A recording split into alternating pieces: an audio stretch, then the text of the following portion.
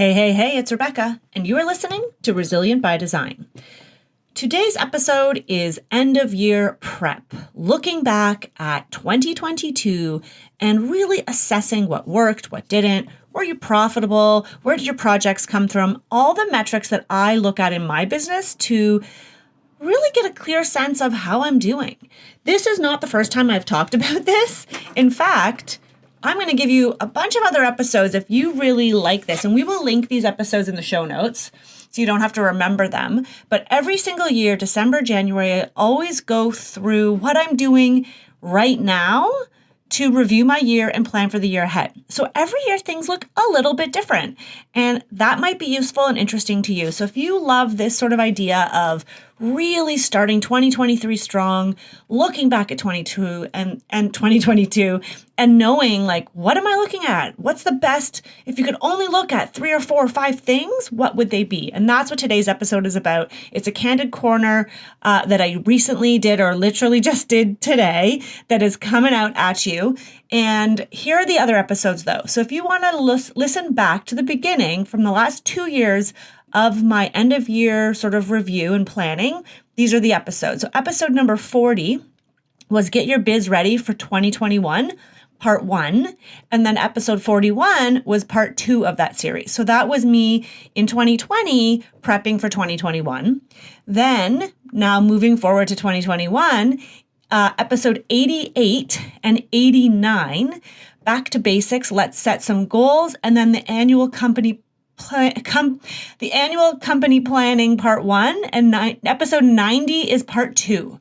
So 40, 41, then 88, 89, and 90. Those are the 5 podcast episodes where I talk about goal setting, reviewing your year, planning ahead. So if this stuff interests you, you're going to want to go back and listen to those episodes. And in the meantime, enjoy today's 2022 year in review advice. All right. I'm Rebecca Hay, and I've built a successful interior design business by trial and error, podcasts, online courses, and so many freaking books. Over the last decade, I've grown from an insecure student to having false starts to careers, and now I'm finally in the place where I want to be. Throughout my journey, it's been pretty obvious that I'm passionate about business and helping other entrepreneurs do the same. Each week, I'll share tangible takeaways from my own experience and the experiences of other badass women to help you build your confidence and change your business. Hello, everybody. I'm just fixing my lighting. I am here at the studio alone today, which would also explain why I'm wearing this fun little headset, because I'm trying to improve the audio quality for you guys. We have this massive HVAC system. Our ceilings are, 20 feet tall or something ridiculous like that. And so the corrugated metal way up there on the ceiling makes for terrible acoustics, which is why I try to do these not from here. Anyhow, here we are. Okay, today I've got a doozy for you. Let's dive into planning ahead for 2023. I got my notes because I really want to talk about this. And then at the end, I would love to open it up for some comments or questions. Can you believe it's almost the end of the year? What the frick happened? Like, really, what happened? So let me explain a little bit. That's why I really wanted today to talk about this. Because I think sometimes what happens is I go live I record for the podcast and I talk about end of year. And what happens is I'm recording that and we're airing it pretty close to the end of the year. And by pretty close, like December. And so as a result, I think sometimes there isn't an opportunity for people to act on it. Because you're like, now you're done thinking, oh my gosh, the work year's ending. You've now moved into like family, Christmas planning or holiday planning, or maybe you're going on vacation. Like there's so much happening. And I know with American Thanksgiving happening tomorrow, many of you have already started into that we're in holiday season mode. So I thought it would be helpful to talk about this today This way you've got a good 5 weeks ahead of you to start acting on your end of year review. Okay. So, and I think also actually it'll be worthwhile to go back and listen to the podcast episodes that I did with my operations manager, Marilee Wright. We broke it down into 3 parts. It was a Know Your Numbers series, part 1, 2, and 3.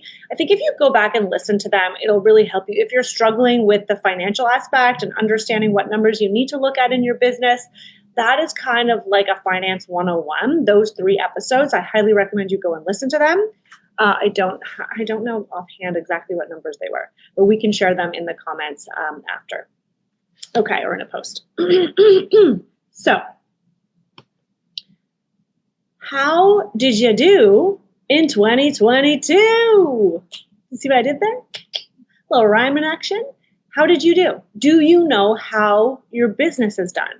You probably have a feeling, right? We all inherently can kind of understand how things are doing. So you know if your business is doing better than before or worse off. But sometimes if we're not really looking at the numbers, we have maybe an inflated sense of how things are going. I know I just did this exercise last week just inside of the coaching business. And I was like, oh, and I thought we were at a certain level of revenue for the year. When I looked at the actual calendar year, I was not accurate. The number I had in my head for the year was like 2 years to get. Like it was kind of warped in my mind. So I think it's important to look at the actual numbers. So you need to know, how did you do in 2022? That is the very first thing you need to do. You need to know what your sales were, your revenue, and then what your expenses were. And included in those expenses would be what you've paid yourself, paid people, what you've paid for software as a service, right? Software as a service is things like Dubsado, Asana, QuickBooks, that type of thing. And you need to look at for the entire year. And I know the year isn't over. And sometimes people are like, I'm going to wait and do it in January. And yes, that's fine. You can do that. But I really do believe getting ahead of don't put the cart before the horse. That's not the right time for that expression. Okay, Rebecca. I really do think it's important to get a sense of where you're going before you got there. So if you haven't been doing it throughout the year, now is the time to do it. If you use an online program, you can easily pull those numbers, but what are your sales and what were your expenses?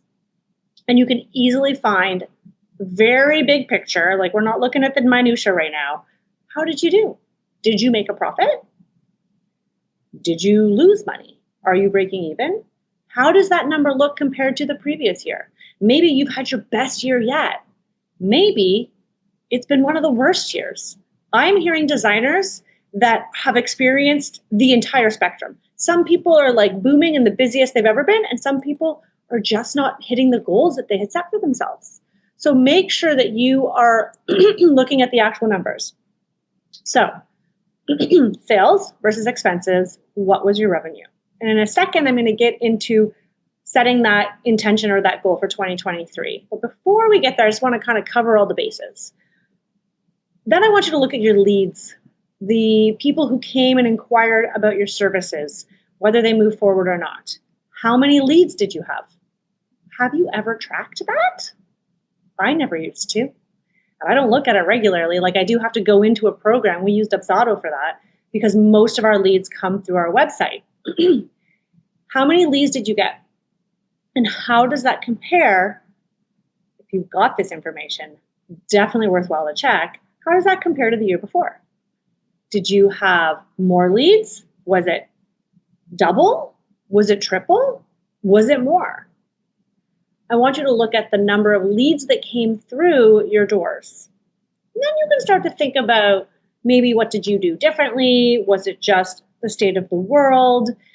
People being fed up and just everybody wanting to spend money because interest rates were low. Like, what was it? But look at the leads coming through and how many leads did you get? And then this one can be a little bit tricky if you haven't done it before. I want you to calculate your conversion rate. If you don't know what a conversion rate is, It is essentially the percentage of people that went from a lead to a paying client. So what I like to track, and I've shared this before on the podcast, is, and actually this was a big part of our VIP day earlier this year, was how many leads do you get? Of those leads, how many book a discovery call? So I like to look at what is my conversion from people who reach out to me, and then how many of them book a discovery call. Of the discovery calls that I have, how many of those book a consultation? Then, of the consultations I had, how many of those turned into paying full service design? So you're doing like a little bit of a funnel as you go down. Obviously, the conversion rate will change. It'll likely go up because you've got all kinds of people coming at the top of your funnel. Maybe let's say half of them convert to a discovery call. So 50% is your conversion rate.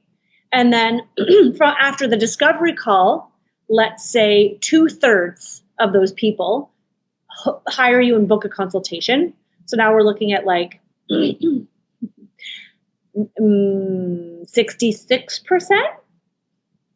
Yeah, let's go with that. Something like that. 66%, 70%. My math skills, guys. Is your conversion to consultation. And then from consultation to full paying gigs, what is that conversion? Is that 50%? Is it 100%? And then you can start to look back at opportunities. Where's there an opportunity for you to improve your sales if you want to? Okay, now you know your conversions, and I'm kind of going on a tangent here because it's so valuable, because we're going to look at that for 2023. Now you've got those conversion rates. Hold that thought. I'm going to come back to it so I don't go on the tangent. I'm going to save the tangent. How many of you have ever, I just want to get a yes in the comments. If you're here listening and watching live, how many of you have taken time before to look at your conversion rate? Just let me know in the comments. It's something that I certainly never knew to do. And even once I was first told to do it, I was like, yeah, I'm going to do that thing. Or I did it once a year. It's very, very valuable. Excuse me. Okay. Oh, good. I got a yes. Nice, Maureen. Okay, next, I want you to look at where these leads are coming from. And if you've listened to any of my end of year podcasts, I always talk about this. It's so powerful. Look at those leads, all of those leads that you just entered. Maybe you had 10 leads. Maybe you had 50. Whatever your number is, where did each one say they found you? Was it a friend? Was it a magazine? Was it Instagram? Was it a Facebook group? Was it someone you already knew? Where did they come from? And write down next to every single one of those leads, and hopefully you start to track this in real time. So now this is what we use Dubsado for. We tag, I think it's a tag. Yeah, we tag every lead that comes in. If they've said it in their intake form, because we ask the question, how'd you hear about us? Not everyone answers that question, or it's a bit vague. So if they haven't answered that question in the intake, then we will ask it in the discovery call. I always ask it. If they've said something, I'll say, oh, I see you found us through a publication. Do you happen to remember which publication it was, or which one of our spaces? Is that the only place that you had heard about us, or have you had any contact with our brand anywhere else? It's really helpful to know these questions so that you know in the future where you want to put your money and your marketing and your efforts and your time. So we look at where they all come from. Then you need to see, where are the majority coming from? And whether or not the majority comes from one source does not mean that's where you start marketing in 2023. Let's think about this for a second. Who are the ones that filtered the way all the way to the end? That's the next thing you're going to look at. The people who were your actual paying clients in 2022, who are the actual paying clients, what was that lead source? And then you can look at the initial contact with leads, your actual clients. Is there a disconnect, or is it spot on? if most of your great clients are coming from Instagram, let's say, but only a few of your top, like of your initial funnel, say Instagram, well, man, you got to go all in on Instagram because all these other people are finding you through Facebook groups, but they're not actually hiring you. So that's not worth it. Or it could be the other way. All these people say they find you on Instagram, but the people who actually filter through your funnel down to being paying clients, they're the ones who come from your friend Betty from high school. Oh, then you can start to think and evaluate, well, shoot, I'm going to send Betty some flowers or take her for dinner or set up a quarterly lunch date because I want to nurture that lead source. Okay. I think I'm getting like too much information for the half an hour that we have. I hope you guys find this useful. Okay. Then I want you to create a list. This is something I do every single year. I just take out a piece of paper and I do on one side of the page, and I'm going to draw it for you right now for those of you watching. And I where did I share this? I feel like I don't remember where I share things. I don't remember where I share things sometimes. I'm sharing things everywhere. I do. Oh, that's probably reversed if you're watching this. Anyhow, did well and do better. Or you could call them successes and opportunities. Call it whatever the heck you want. Basically, one column is all the things that went really well in your business. And then the second column are all the things that didn't maybe go so well, or maybe you screwed up, or maybe you could do better at it. It's an opportunity. And I want you to go through your calendar. And I want you to, because like if you just sit there and think about 12 months worth of your work, like you're not going to remember everything. So I say, go back to your Google Calendar and literally start in January and go week by week. What did I do? How did I spend my time? What did I do? Oh, right. I got to speak on live TV. I loved that. Did well. Or, oh, we landed that big builder client in February. Yeah, did well. Landed a builder client. Maybe the do better is, hired freelancer. It didn't work out. Hired another freelancer. It didn't work out. Do better. Hiring practices. Or maybe you were in the red, and before you knew it, you were owing tax to the CRA that you didn't have, or the whatever the American version of that is, the IRS. I don't know. Coming up with bogus ideas, but you get the picture, right? So maybe that do better is know my numbers, or refer to my finances on a quarterly basis or on a monthly basis. Fill out those two columns. It's going to take some time because the more detailed you get, the better. Because this is all going to help you set up for planning out 2023. Now let's talk about 2023. So I've just given you a few tools to understand and assess big picture success of your company this year.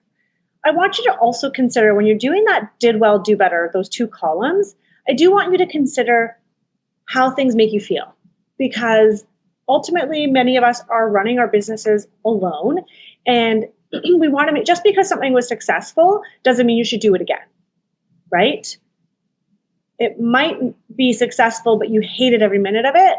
You need to kind of touch base with yourself and make sure that you are in alignment with who you are, so that the successes in 2023 aren't just paper successes, like successes that look good on paper. They're successes or things that make you feel really good.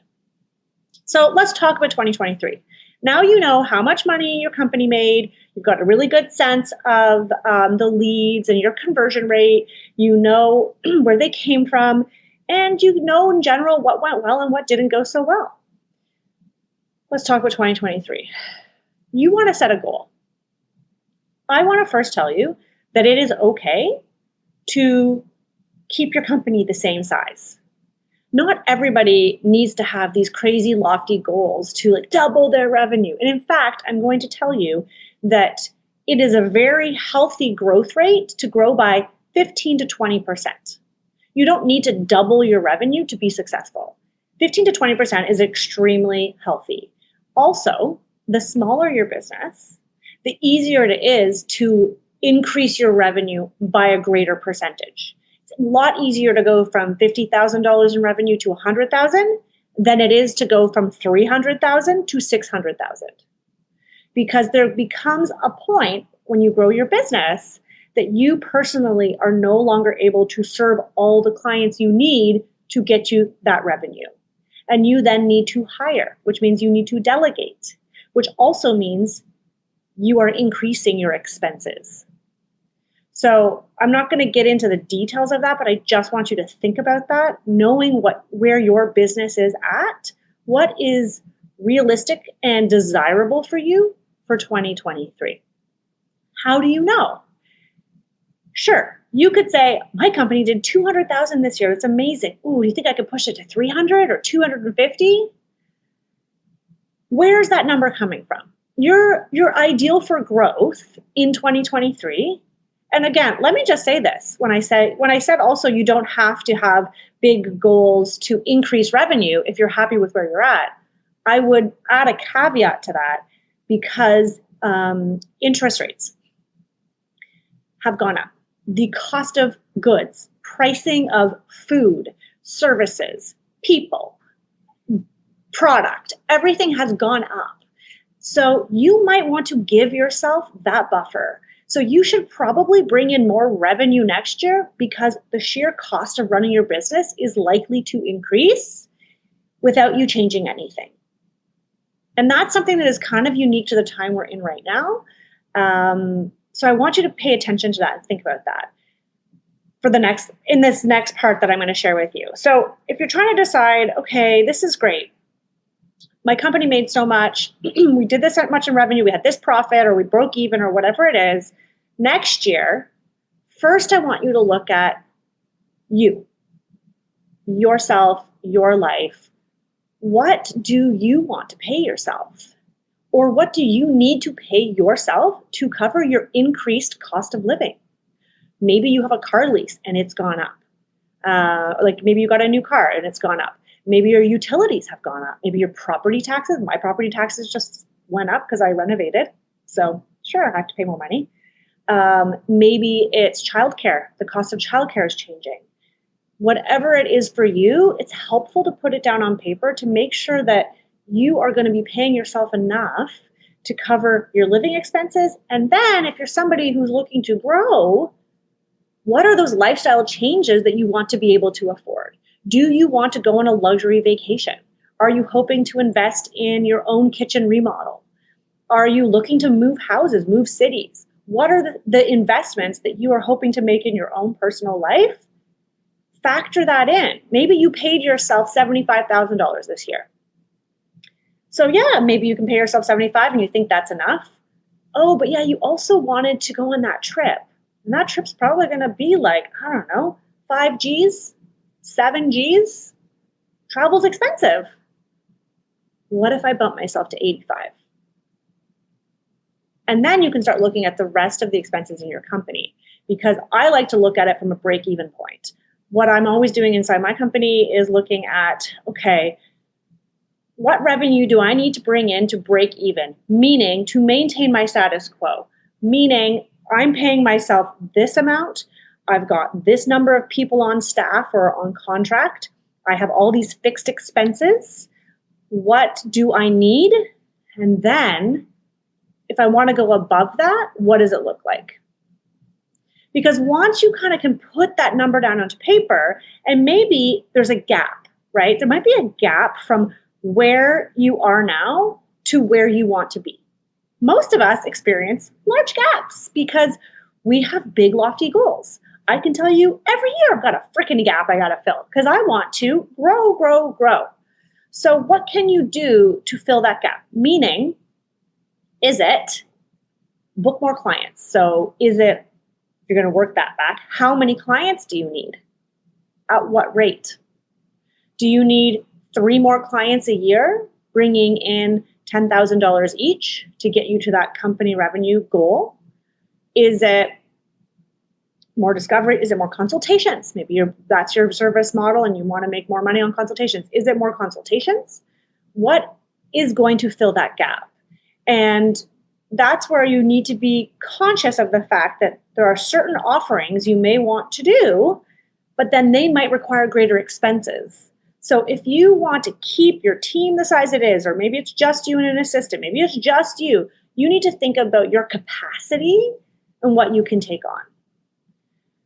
So is it maybe offering, and there's lots of ways to increase your revenue, and I'm not going to get into that right now. There's so many ideas. I actually did a podcast recently all about that, actually. It was one, and I'm creating another freebie, because I think it's a really useful topic right now. No, I can't find what episode it was. Maybe Vera can drop it here after. It was like quick and fun strategies to make money. Scroll down on my podcast. But you want to think about what is going to bridge that gap. How are you going to get there? It's not enough to say, next year, I want to make 30% more revenue. Great. Awesome. Totally doable. Like, I would say it's totally doable. I've been there. But how are you going to do it? Do a plan? So that's why I wanted to do this conversation early. I know this is like not a typical Candid Corner. I mean, it's pretty candid, but it's not as interactive. Interactive. But I wanted to set you up for success early. Like, these are the sort of standard things that if you don't do anything else, you don't look at any of the other numbers, at least if you do this, you're going to have a good sense of your standing, of where you're at. Because I can tell you 2023 is looking a little different. People's spending behaviors are different. We need to account for that and not assume that if we just keep moving forward, things will continue the same way that they are. You see the big designers, like, they're out there investing in publicists. They're out there investing in senior designers to help them execute at a higher level. It takes money to make money, yes, but it also takes a little bit of planning and strategy. Because if you just throw money out at things, that doesn't mean you're necessarily going to get a return on your investment and grow. Okay, make sure I've covered everything that I wanted to say. Yeah, new ideas. I encourage you to think of some new ideas. I know I mentioned that in one of our recent Candid Corners, and there was some conversation here, which is awesome. And I love that I can inspire you to come up with some new ideas. One word of caution to new ideas to help you bridge that gap from where you are now to where you want to be at the end of next year. Be careful not to get too far outside your zone of genius. And what I mean by that is we always have so many great ideas. We are creatives. There's lots of great ideas. And I catch myself doing this sometimes, where I realize sometimes some of these ideas are so great, but they don't complement the existing business model. And I'll give you an example of this that I just actually shared in my podcast. I recorded it yesterday, and it'll be coming out in the next few weeks, but I'll share it here. So if you're listening to this on the podcast, then you heard this. So that maybe there's a reason I'm repeating this. I think it's important.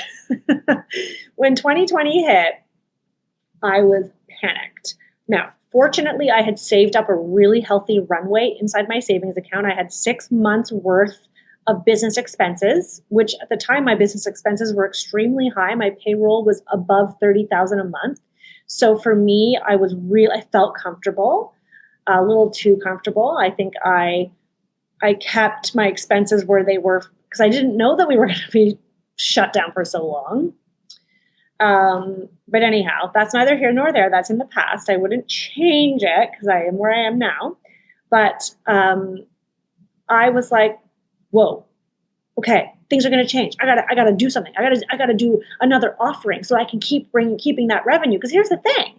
When you start to grow your team and you have people that are counting on you to pay their mortgage and their rent and their cat food and their children's education, like you want to keep those people around, like you want to make sure that you continue to bring in that revenue. It's not just you anymore. And even if it is just you have your own expenses, right? So I thought it was going to be a really great idea. And I'd seen a couple designers on Instagram doing this, even though I couldn't fathom how they were making money, but I kind of panicked. And I thought, e-design, that's the answer. And we were like, okay, great. We're just putting up this e-design offering. We had these like team meetings. I don't know, Vera, if you remember that. We're like, okay, we're going to set this all up. And we kind of put a few posts out on Instagram. And like, it just didn't fly. we didn't really do a good job marketing it because I don't know why. I can't really remember. Maybe we just weren't committed to it.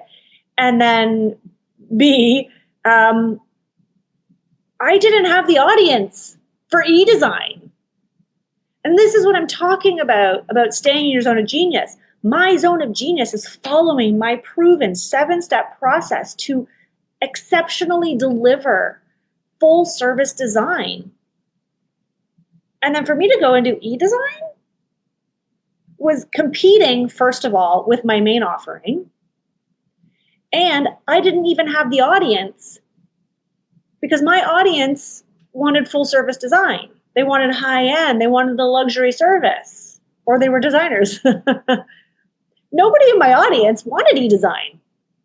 So in a way, I would have needed to start a brand new Instagram account, another website to attract a different client.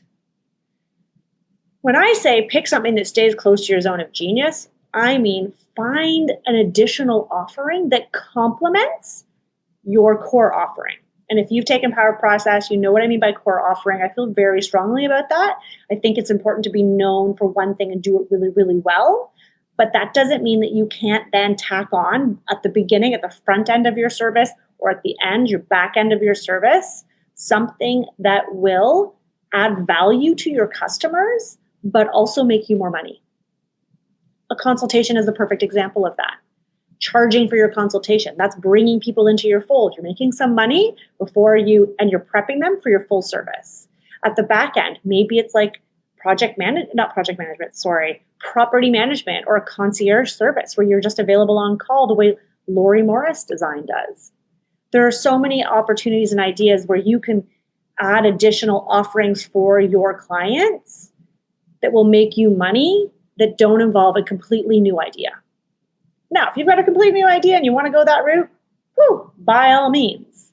But I'm trying to simplify it so that we can maximize the profits. All right. I hope that was helpful. I just felt compelled to come on here and talk about this because it's end of November. We have one more month until the holidays at the time of this recording. And I want you to start 2023 strong.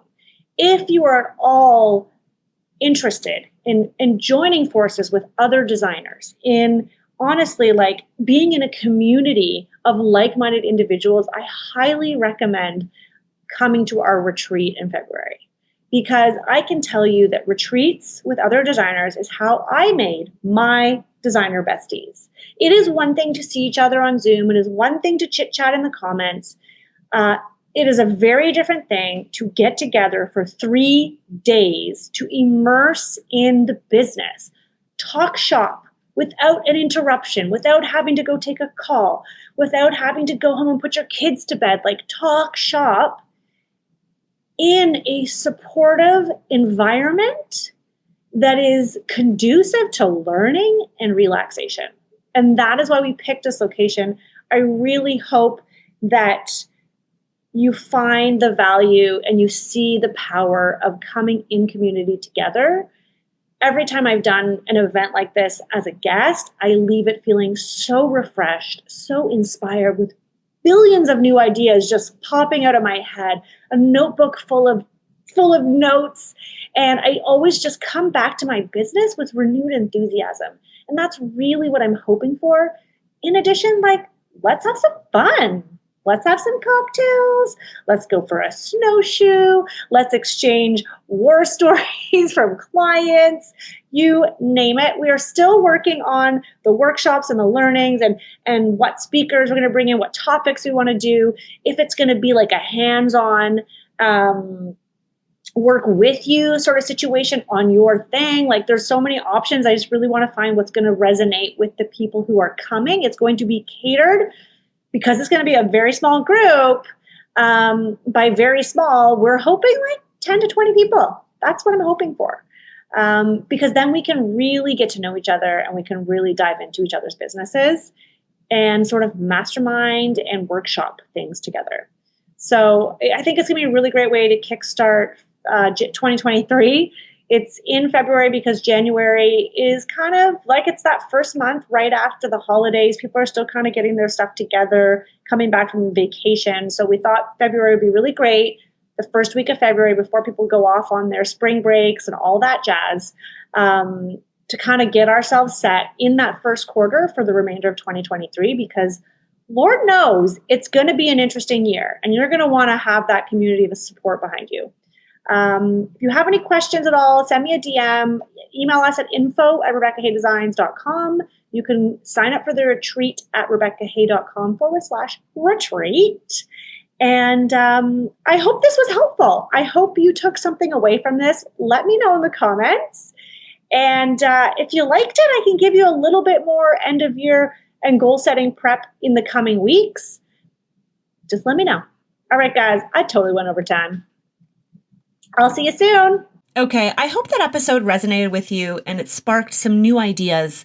I know that inside Candid Corner, after I recorded this, there was one person who said, I took your advice last year and it changed my year this year. So that was so heartwarming and wonderful to hear. Take the time, set aside a day or two. You need more than an hour. You need to look back and reflect on how things went, how things did. It's like doing a post-project review. What went wrong? What could we do better? What worked really well? Same thing when it comes to your business. If we just keep moving forward and looking at the future without looking at the past, then we're not doing ourselves any favors. It's like people in power, literally who go to war and you're like, seriously? Can you not look at history? This is exactly what panned out in the last war. Anyhow, I'm not going to get political on you, but you get the picture. I hope you also get a chance to check out those other podcast episodes. If this one resonated and you're really kind of keen on this idea of being intentional at the end of the year with your business, check out episodes 40 and 41. That's part 1 and part 2. Get your business ready for the year ahead. And those are the episodes I recorded right at the end of 2020. And then there's 3 episodes from 2021. Number 88 is called Back to Basics. Let's set some goals. That's for anyone looking for a little guidance with goal setting. I love that episode. Actually, I'd love to do more like that. So let me know if that one resonates with you. And then 89 and 90 is part 1 and part 2 of our what I called annual company planning. So have a listen to those episodes.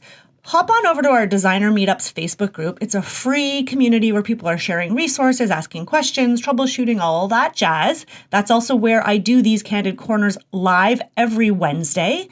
And you can ask questions in real time, unlike the podcast. And let me know, though, in that group of this sort of topic, what's resonating, what's working. And one more ask.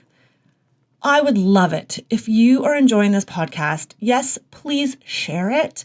But also, can you leave me a review? Like a nice 5-star review with a couple sentences just saying what you love about the podcast.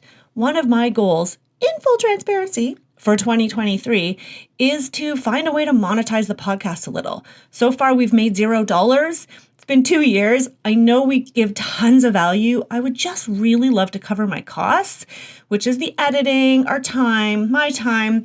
It would be really beneficial because I'm a businesswoman and I think that we deserve to get compensated for this. As much as I love doing it, it would be nice. So that's one of my goals for 2023. Put it out there. You guys can check in with me in a year.